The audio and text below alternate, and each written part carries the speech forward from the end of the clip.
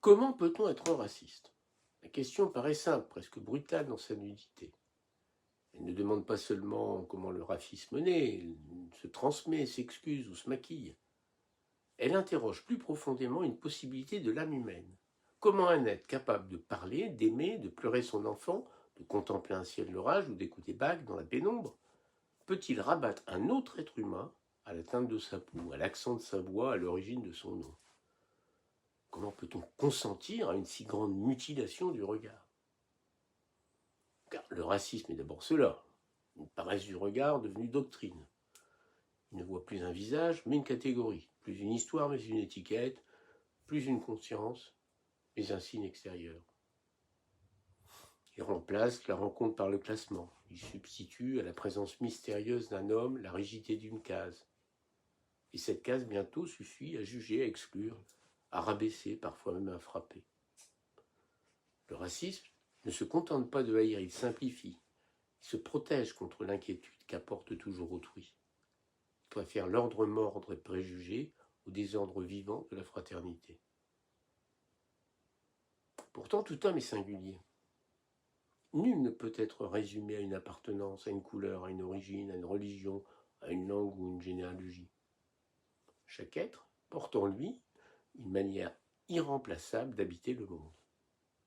Il a ses blessures secrètes, ses fidélités, ses élans, ses contradictions, sa musique intérieure. Et c'est précisément parce que chaque homme est unique qu'il mérite d'être reconnu comme un homme tout entier, et non comme l'exemplaire d'une prétendue race. Sa singularité n'abolit pas son humanité commune, elle l'accomplit. Il est lui-même, mais il est aussi notre semblable. Voilà le point que le racisme refuse avec une obstination tragique.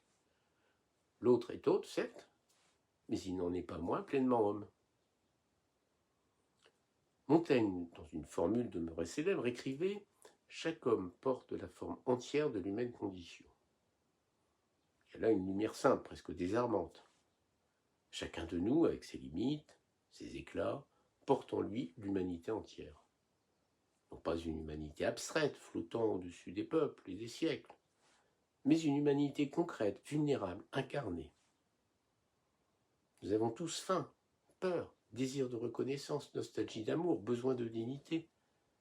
Nous naissons dans la dépendance. Nous avançons dans l'incertitude. Nous mourrons dans la même nuit. Le racisme veut faire croire que ces expériences ne sont pas également humaines, qu'il existerait des degrés dans la dignité, des hiérarchies dans l'être. C'est une imposture métaphysique. Il prétend introduire de l'inégalité au cœur même de l'humain. La philosophie morale s'est dressée contre cette imposture. Kant, de sa manière sévère, rappelait que l'homme doit toujours être considéré comme une fin et jamais seulement comme un moyen. Cela signifie qu'aucune personne ne peut être utilisée, méprisée ou traitée comme une chose au nom d'une prétendue supériorité collective. Chaque personne possède une dignité et non un prix. Or, le racisme nie cette dignité en assignant des êtres à une infériorité supposée, comme si leur valeur pouvait être déterminée de l'extérieur, par la naissance, par le sang, par des signes visibles. Il transforme la personne en objet de soupçons, cible de dédain, en matériau de domination. Il est en ce sens une faute contre la raison, autant qu'une faute contre le cœur. Et la science, loin de justifier ces chimères, les défait avec patience. Depuis longtemps, la biologie a montré que les différences génétiques entre les êtres humains sont infimes au regard de ce qui nous unit. Les catégories dites raciales, si souvent brandies comme des évidences naturelles, ne correspondent pas à des essences biologiques nettes et étanches. Elles sont des constructions historiques, sociales, politiques, plaquées sur la continuité infiniment nuancée du vivant humain. La diversité existe, bien sûr, des variations de peau, de traits, d'adaptation, d'héritage. Mais la diversité n'est pas une hiérarchie. Elle est le langage même de la vie. La confondre avec une étiquette de valeur, c'est transformer un fait de variation en fable de domination. La science nous apprend aussi que le cerveau humain aime les raccourcis, le schéma rapide. des oppositions sommaires entre le nous et le eux. Ce penchant n'excuse rien, mais il éclaire une tentation ancienne, celle de se rassurer en séparant. Le racisme prospère sur cette faiblesse cognitive lorsqu'elle n'est ni éduquée, ni par la raison, ni corrigée par l'expérience, ni adoucie par la culture. Il naît souvent d'une peur mal instruite, d'une ignorance qu'on habille en certitude, d'une angoisse que l'on décharge sur le premier visage disponible. Sous son masque de force, il y a souvent une misère de l'esprit. Mais l'essentiel est ailleurs. On devient raciste quand on cesse de consentir au miracle d'autrui. Voir un homme, vraiment le voir, exige un effort spirituel.